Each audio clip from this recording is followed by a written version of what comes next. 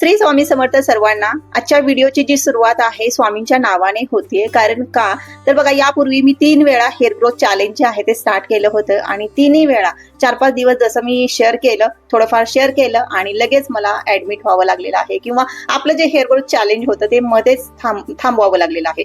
आता ही 4थी वेळ आहे। स्वामींच्या नावाने आपण सुरुवात करतोय आणि अशी पूर्ण म्हणजे गॅरंटी वाटते की या वेळेस आपलं जे हेअर ग्रोथ चॅलेंज आहे 100 दिवसाचं ते आपण पूर्ण करू शकू, कारण की सुरुवातच आपण स्वामींच्या नावाने केलेली आहे।